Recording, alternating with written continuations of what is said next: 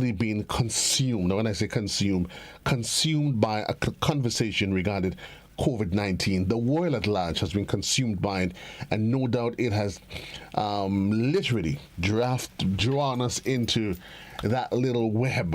And sometimes well, of course, we have to focus on COVID-19 and the impact.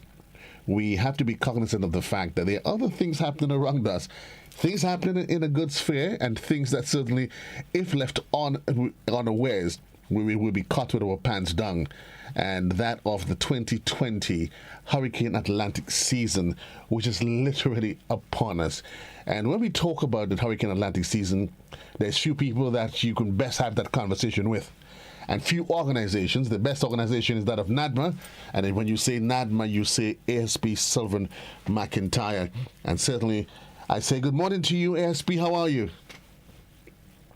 Good morning, Joseph, and let us start on the best foot and on the right foot.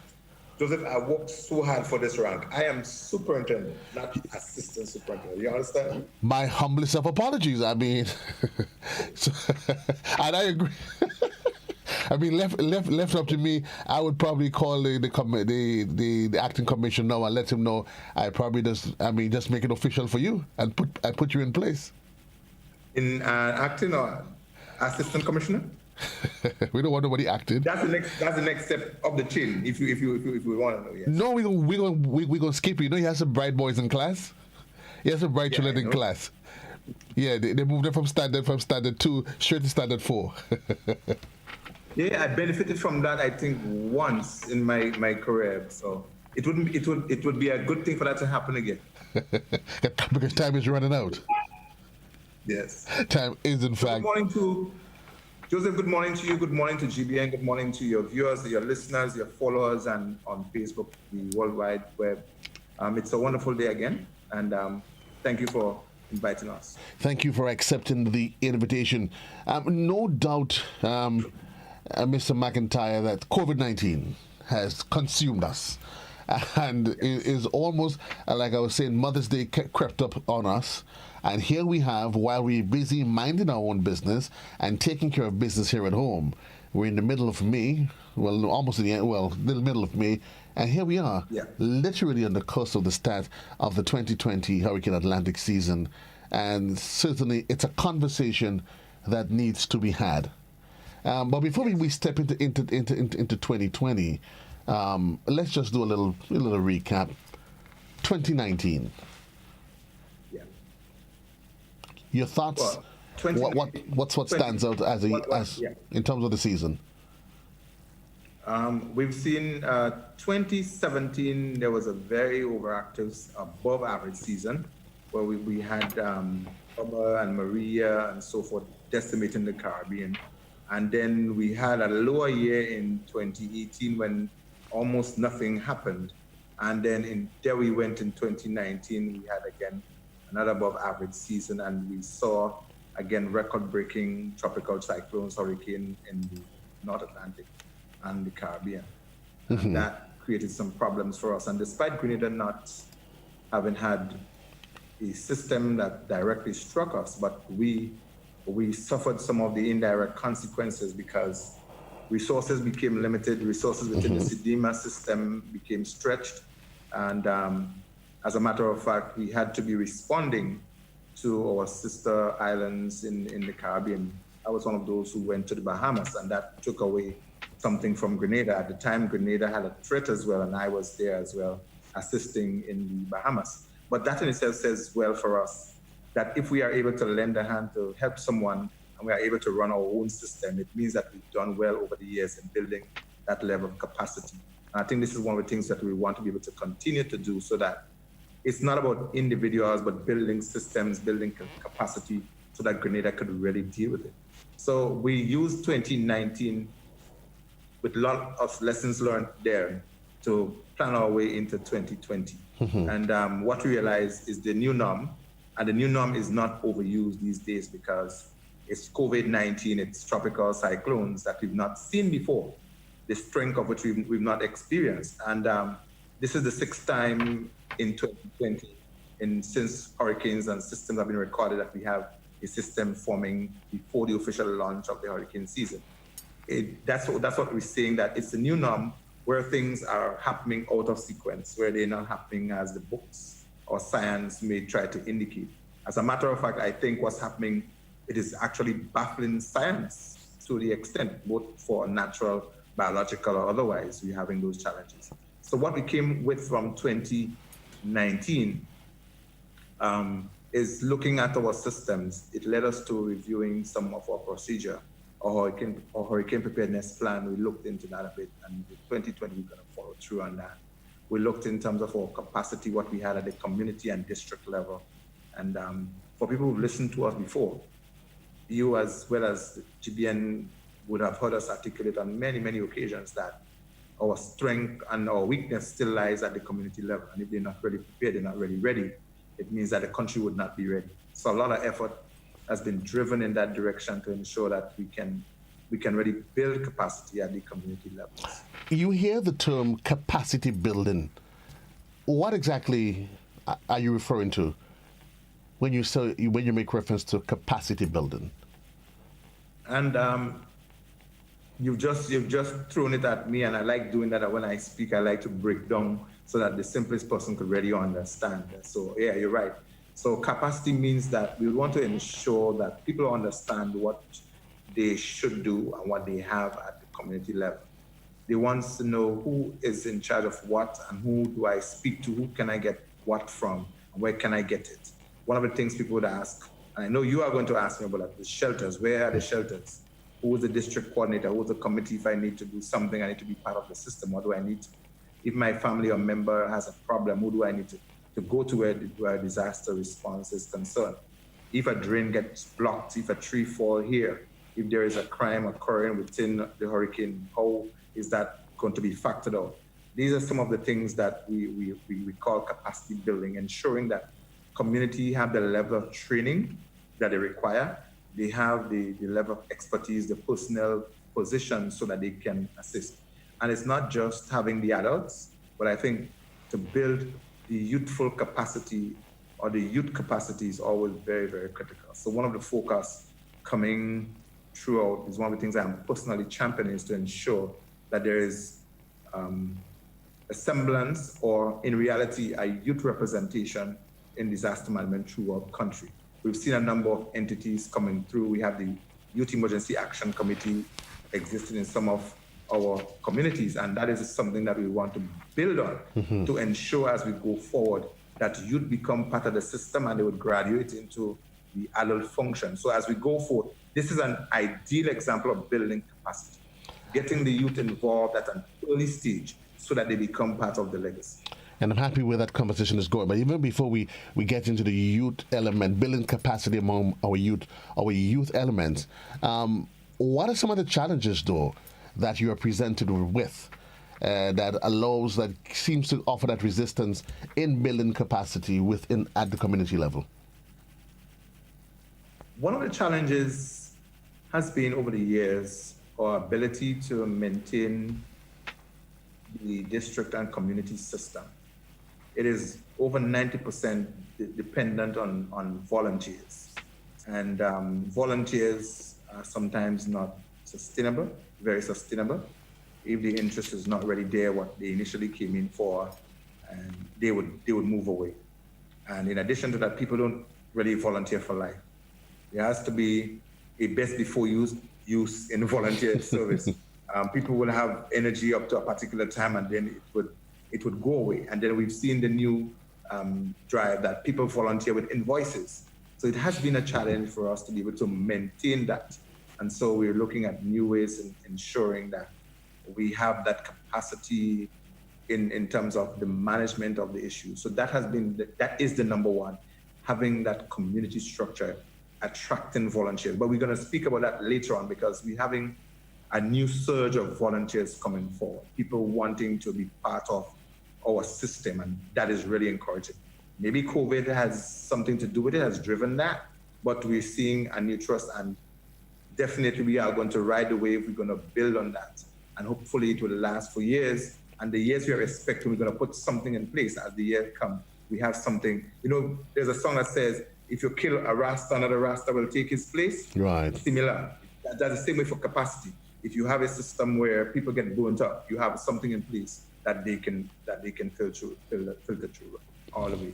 And one of the other challenges is having resources.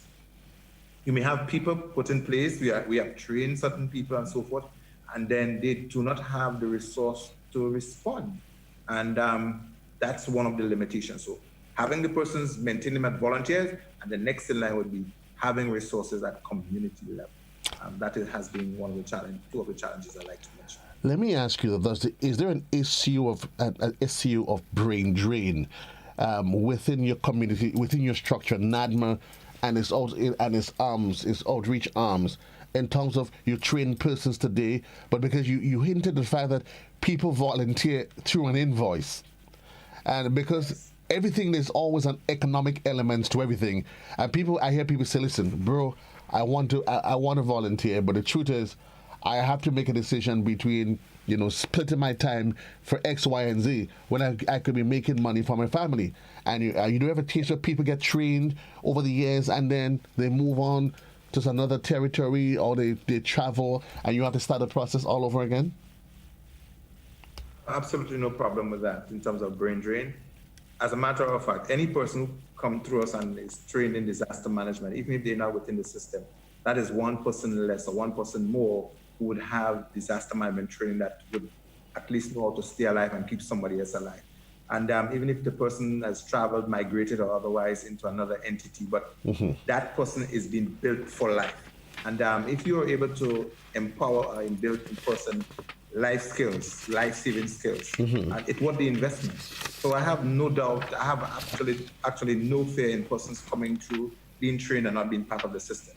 It just means that we have to find ways of creating more people for the system. I've known persons who came through us, trained in disaster management, and they're making a livelihood out of what they got from us. I mean, if we can do that, it is something I want to be proud of, that I can say, hey, this is one of our products that we have.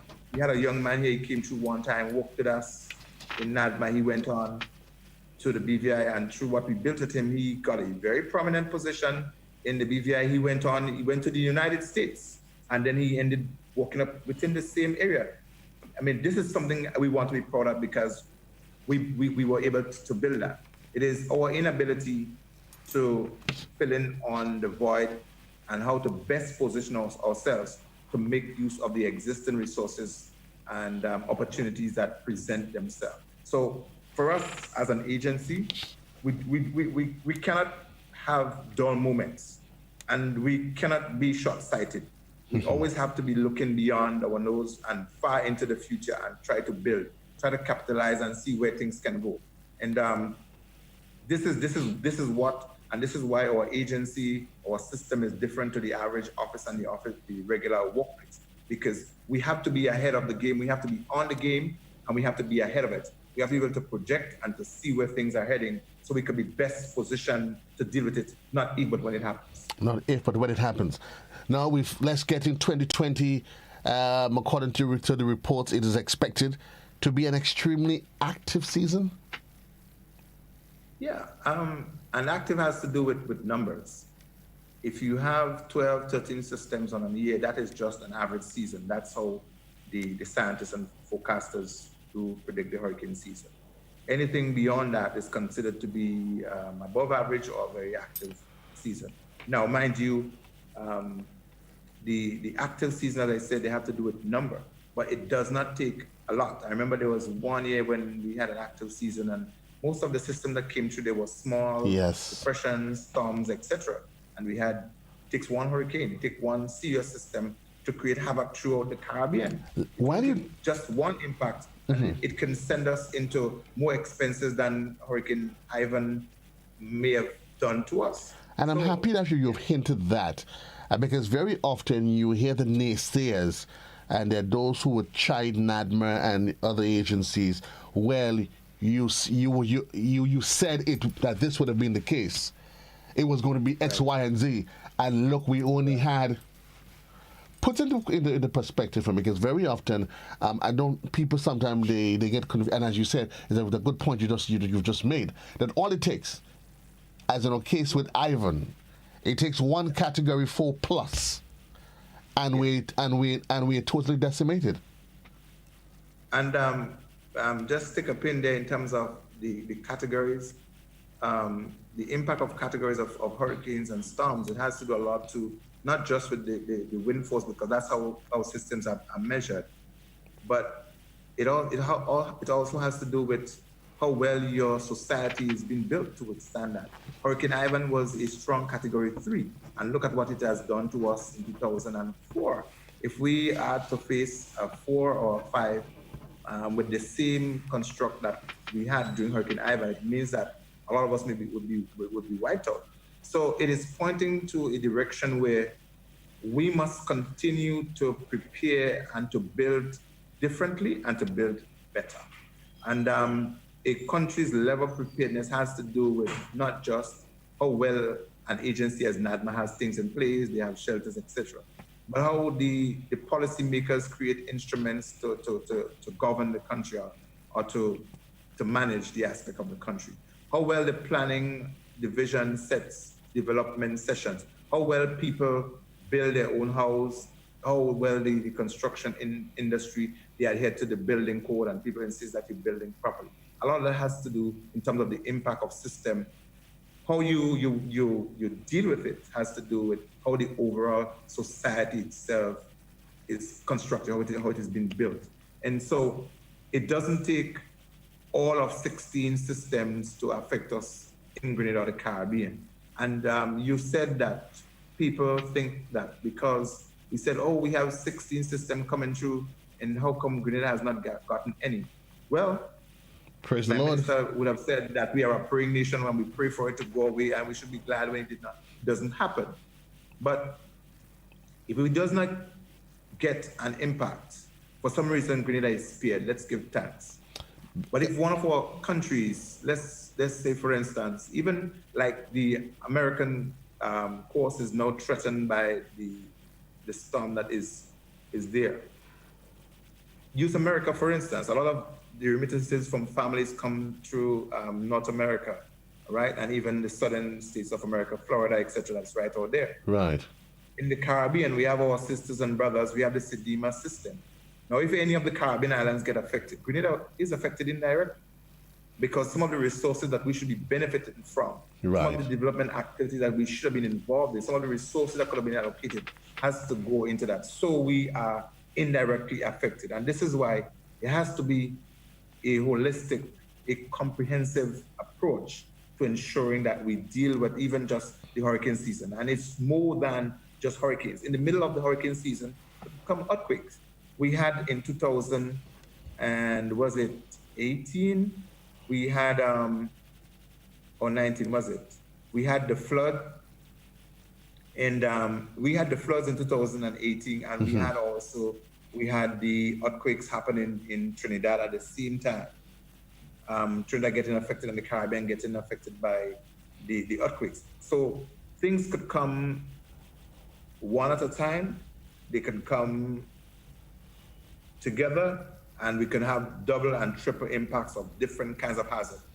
We have not spoken about COVID, but COVID itself is, let's say, health, biological, but it has far-reaching implications for everything else. And this is why people who understand disaster management, when they thought they were not hearing us, clamored for the disaster management to be showcased, to be a part of it, because they understand that it has more than just a Ministries of Health implication. It is a public health issue, right, and therefore it will involve more or less everybody. And so an entity that is designed to cater for everybody should be part of the system. And from COVID, you could have, as it is now predicted, a number of other things could emerge. We may just, and I'm happy that we're having this program, that while we have to be focusing still on COVID, going into the hurricane season, COVID will be with us. Right. But there are other biological and natural things that will happen. And this is why an agency as NADMA has to be very dynamic.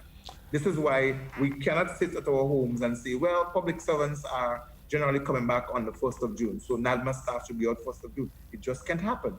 We have to be there all of the time. While the other things are happening, we have to, as I was saying before, stay focused and look ahead at everybody else, because if something happened now, the nation wouldn't forgive us. Whether we do good or bad, somebody would be speaking about it. Well, that is so true. COVID was on, so McIntyre and the others, they were not ready for this thing that happened. Let us forgive them. And it's always interesting that that NADMA, I'm saying publicly, that there's no argument that in the last couple of years, last 5-10 years, that you've become much more proactive in terms of your engagement with the media, your involvement in terms of your public programs. But somehow, immediately coming from Ivan, you got a sense that there was a greater sense of awareness and community orientation towards what must be done, what should be done, and people wanted to be interested, want to be part of that. Do you get a sense that from then to now that there's a waning of that commitment and people have adopted a more nonchalant, que-sera, whatever would be philosophy? Yeah. So that's the nature of the beast, Joseph. Human beings behave in a particular way, and Grenadier humans are not different to humans anywhere in the world. And if things are not happening, the human person will get complacent. And this is one of the challenges of the agency. And if we are in it, we have to understand that. I've been in it for many years, I understand that, so I would have to lead my staff on the agency into that direction and say, listen, while people tend to be very quiet and becoming complacent, when people become complacent, my job becomes more difficult. Much more difficult. When people are on, yes, they're on. And this is why now people's mode happens to be in reactive response and so forth. It's an opportunity for us to be able to build on that because it's the human nature. And so we are tasked to ensure that we keep reminding people, and that's the usefulness of an agency, to be alive, so that when people tend to go asleep, we could just remind them of the harsh reality that disasters can strike any time. We had 48, 49 years of complacency, and we figured that if we had Hurricane Janet in 55, then that's it.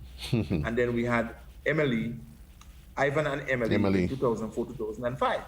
And then after that, people start, well, you know what? I think we got our quota. We got our quota. Maybe God wouldn't bother us for some time again.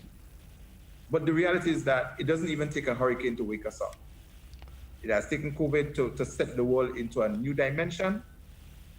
Sometimes the small impact that you get from flood, landslides, land slippage, or otherwise, earthquakes, it sets the reality.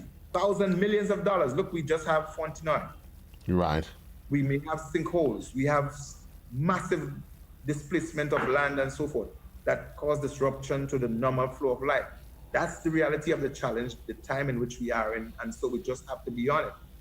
The Molyneux situation there, despite not having lost any life, it has disastrous consequences. It has set back people, their livelihood, commuters, even the vehicles that people use, they're burning up more, using more parts, etc. So we just have to be on and be planning. And this is why when you are entrusted with a responsibility, disaster preparedness, it will never be a dull moment. It is 27 minutes gone past the hour. We're going to take a quick commercial break. When we come back, though, we're going to take the conversation from the community level into the household. So we're moving from the community and we're heading straight into homes now. What can you and I do as individual families? What can we do in terms of making sure we build our own capacity? Take a quick commercial break. Sure. We'll be right back on the other side of the messages.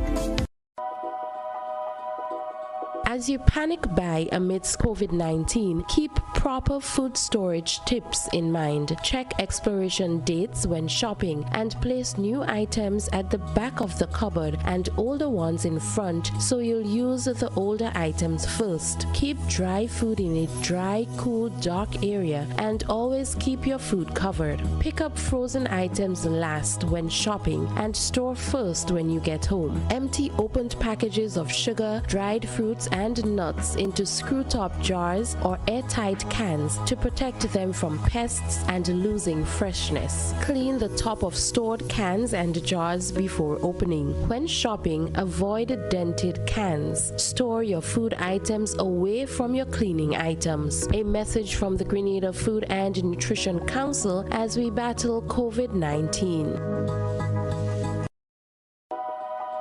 The following are a list of food items to have on hand amidst COVID-19. Perishables like vegetables, fruits, provisions, and eggs. You are advised to stock perishable items to last up to 2 weeks. Non-perishable items including dry goods like cereals, flour, cornmeal, oats, rice, pasta, nuts and nut butters like peanut butter, crackers, canned or frozen meats, ready-to-eat canned meats, powdered or canned milk, dried peas and beans, canned fruits in natural juices, 100% canned fruit juices, and canned vegetables. You can stock non-perishable food items to last up to 1 month. Store bottled or clean drinking water, 1 gallon or more per day per person. If you suffer from a medical condition, have prescribed medications on hand. A message from the Grenada Food and Nutrition Council as we battle COVID-19. We believe this new virus spreads mostly from person to person through respiratory droplets produced when someone who is sick coughs or sneezes. This is similar to how flu and other respiratory illnesses spread. These droplets can land in the mouth or nose of people nearby, or possibly be inhaled into the lungs. Most person-to-person spread happens when people are in close contact. It's also possible that this virus can spread when someone touches a contaminated surface and then touches the mouth, nose, or eyes.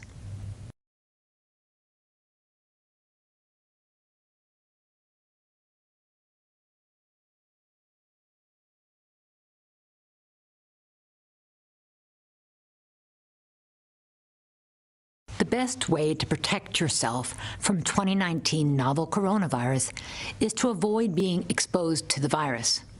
Additionally, there are preventative actions that you can take to protect yourself and your family from the spread of respiratory viruses that can make you sick. These include stay home if you're sick, cover your cough, and wash your hands.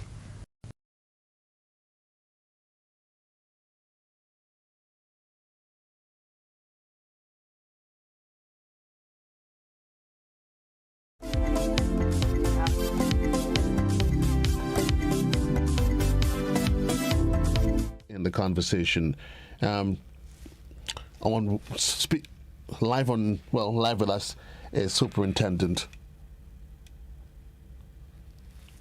Yes, he is there. Sylvan McIntyre. We started the conversation, Mr. McIntyre, by talking about building capacity.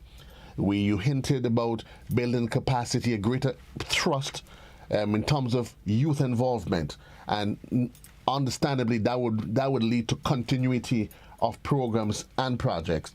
We talked about about capacity at the community level, but critical to getting it right at the community level is what is done at an individual, as households, and as families. I know one of the things that you place great emphasis on is a family emergency plan. And for years you've been articulating that each and every household, each and every family should have a plan, should be revisiting the plan, revising the plan every year based on what's going on.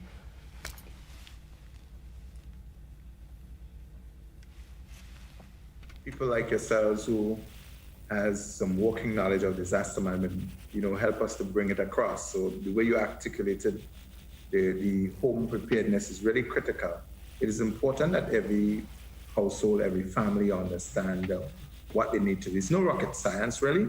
It's a matter of identifying the different hazards, especially in the area where you live.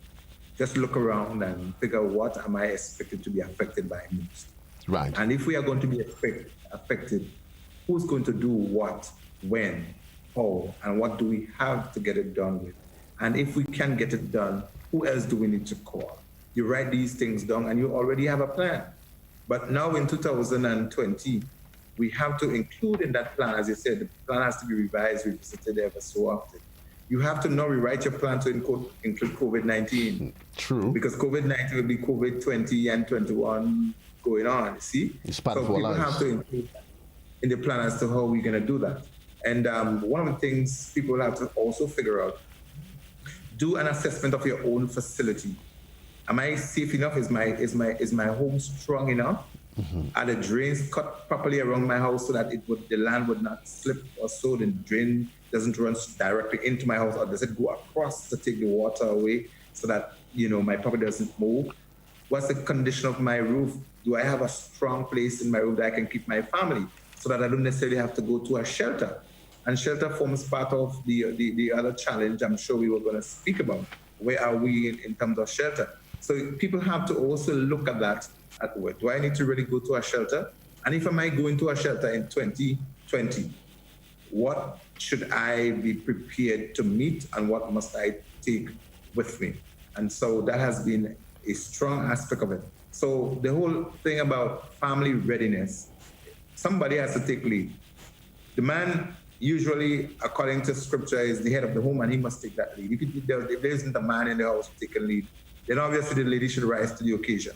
And you have strong families with ladies who lead them and take up both father and mother's role. Yes, have the responsibility shared among your children as to who does what. Say you are responsible for tracking the hurricanes and so on. And if it's not hurricane, if something happened, this is where the things are. We always have a flashlight. There are families who will tell you, I always keep a flashlight. I always have a little backpack. It is the new norm. We need to have some things in our kit. Among them would be hand sanitizers and masks. Right. But let me just jump in here just to re-emphasize the point that you just made. It's a critical point because very often when it comes to the planning, the parents while they take ownership of it, it is critical that the children be involved because you sitting home and these kids they're sitting on their devices. Okay. They're going to have the devices prior to the storm hitting anyway. So, and you were surprised how important and how inclusive a child would feel if daddy says to him, listen, I'm going outside to open the drain. Mommy's packing away the important documents. Your role, Sylvan, is to go online, listen to the radio, and tell daddy and mommy what are the updates, where the storm is.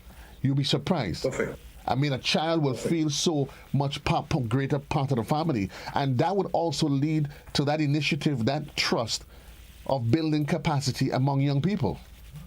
Correct. And you're absolutely so right. I do not have the model family, but I remember Ali, my second son, I realized he had an app for technology. He's now far advanced into IT, information technology, but I saw that in him growing up. Right. And I said, listen, you are the one, when there is a storm, to track and to keep the rest of us informed. Tell us where it is, tell us coordinates, etc. And the radio and so on, make sure you have it sorted out. That was I gave him that as a responsibility. And he knew that that's what he had to have done for us. Right. So it's the kind of a thing that you would want family to be able to do, that somebody has to take the lead. To be able to and you rightly said, it is a family affair. The children has to be a part of it. They should be involved in it. And you make it fun for them. Have them to enjoy doing that. Have the excitement. Create something about them trying to find this and who gets to give me the direct location. Tell me what you should have. If we have a watch or a warning, these kind of a thing. The bag. Tell me how many cans of this we have in the bag. So that the one who's responsible for putting the bag together, you send somebody else to check and find out. And they would tell you, oh, no, she's missing something. We don't have this in the bag. Yes. It's kind of a fun to have the thing ready. And somebody, okay, who's looking after the first aid kit? We have a list of things there. You've gone to the kit and so on. Tell me what is missing. So somebody has gone out and said, oh, I realize you don't have elastoplast in it. You don't have, rubbing alcohol or something like that. So we would need that. Make it a fun thing in disaster preparedness for family affairs.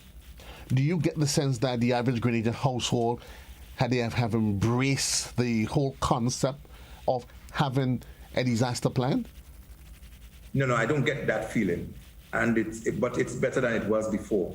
I still get the feeling that people tend to believe that when something happens, NADMA will tell us what to do and they will give us some stuff. I get that sense of dependence and the syndrome that we would get, the government will provide it, NADMA and them is there to do that. But I am rest assured, I'm really reassured that we've moved much further than we were a couple of years ago. And I keep mentioning the Youth Emergency Action Committee, the YAC folks, because they have been one of the newest entity. Maybe there are others who are doing it. You may have the Leo, the Last Club, I understand. They had some initiative around these things as well. You had some of the scouts and the guys, even at the convent that I went to and so forth, the Rangers. They were pushing some of these things. But there are some young people who have been going around and ensuring that family disaster plans were created. And the Youth Emergency Action Committee has some of the young people who have been doing that. So I know we are better off than what we were, but we are not at a point where I'm very comfortable that enough families are taking the responsibility to ensure that there's a little plan, that there's some action in terms of what to do and what to have if we have some kind of emergency. I want us just to trot back just a bit.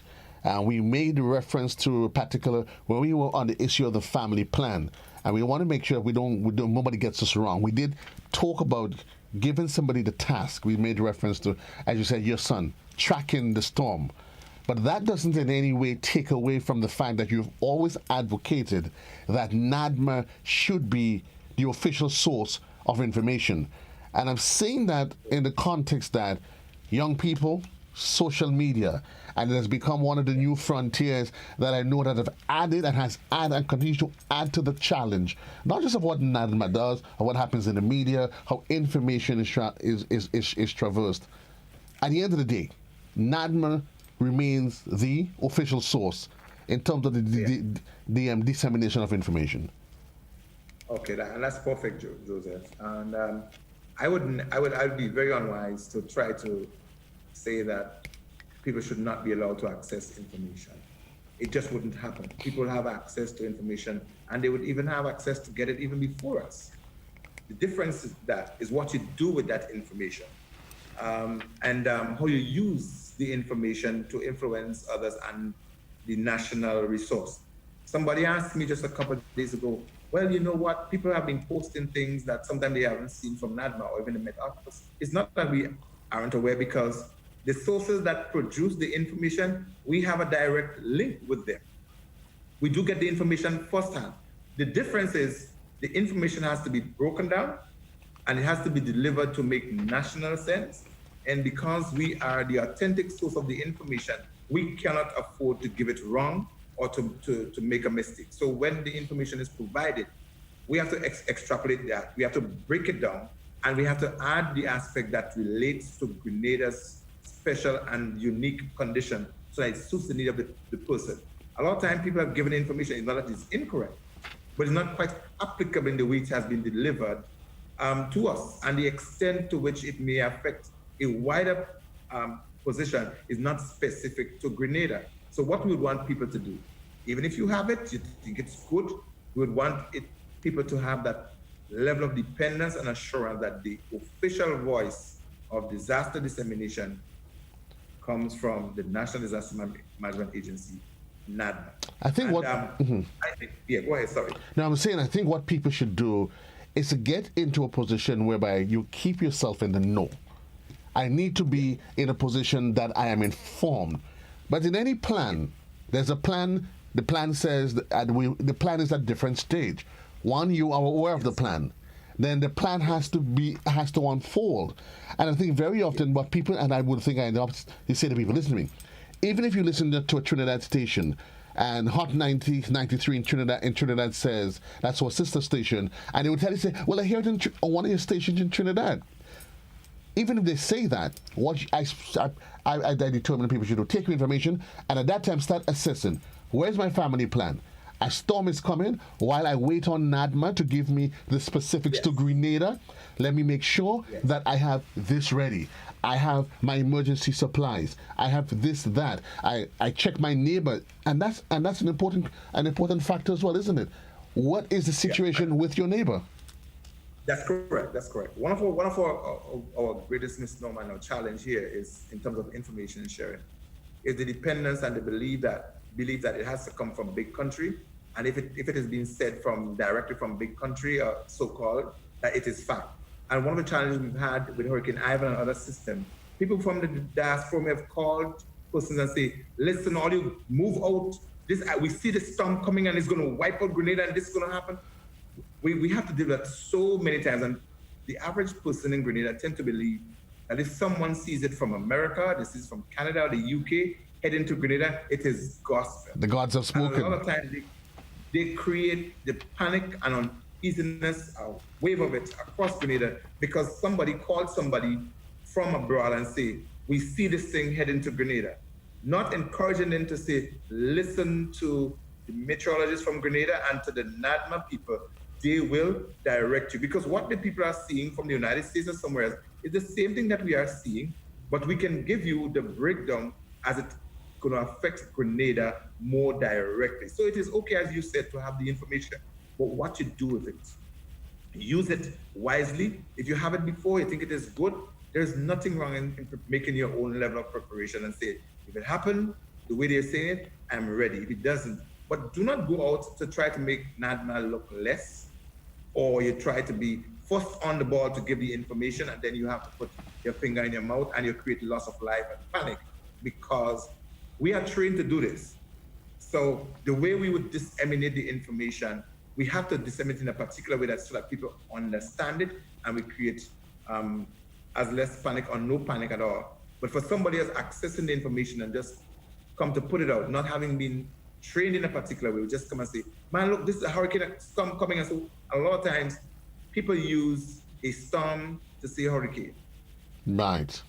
And sometimes they use a tropical depression or this to say, well, the storm is coming. So once people hear, and because they're all called tropical cyclones, once somebody hears tropical, they think that it is something that is going to have serious consequences for us. We are trying to explain to somebody, it's not a hurricane that's coming, but they heard a tropical depression, and as far as they're concerned, something tropical is coming, and they understood, and that older person understood what happened in Hurricane Ivan, and they started all over again, going through this panic wave and anxiety because they heard something is coming and they do not want to experience Hurricane Ivan again. But do you think that in any way points to a failure in NADMA to be able, in its education exercises, to educate the public so these persons can appreciate, even folks within the media? Because, I mean, I've heard, and I mean, we're having a conversation where I've heard literally persons in the media, they've castigated NADMA at different levels,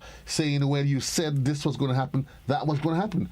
Do you think that is in fact an infraction against NADMA, or that's just human nature, people being themselves? Yeah, I mean, I'm not saying that we are the perfect agency. We've done everything right, and we've done everything the way people would like us to give it.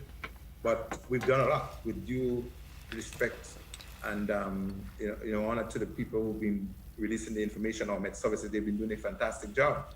The members of my staff, in terms of us disseminating the information, we have been putting out the information. You asked me, have we done enough? No, we haven't. We could do better than what we're doing. But we've done sufficient to keep people informed, and we have been doing a lot to keep people informed. And if people really listen attentively and take actions based on the information given, we could be much better than exactly where we are. So I wouldn't really fault us to the point where to say that we are guilty of not doing what we should do.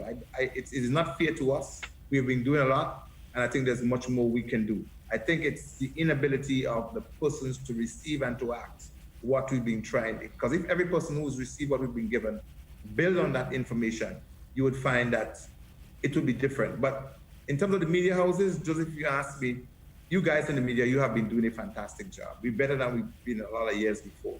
There are just a few individuals who are not consistent, who are not really orthodox people, and who could be wildcard ever so often. But by and large, the majority of media houses and people, they follow the instruction and the lead from us. It's just the aspect of sensationalism. Some people want to be able to be first on and to speak to get certain ratings and so forth, to their disadvantage, I think. But it happens. But I would really, really still want to use the opportunity to commend media houses for relying on us for the dissemination of information. And when we have the criticism, we want them, I would not say we should not be criticized. Criticism, they are very welcome, because it gives us an opportunity to analyze ourselves and to become better at what we should be doing. So allow them to come.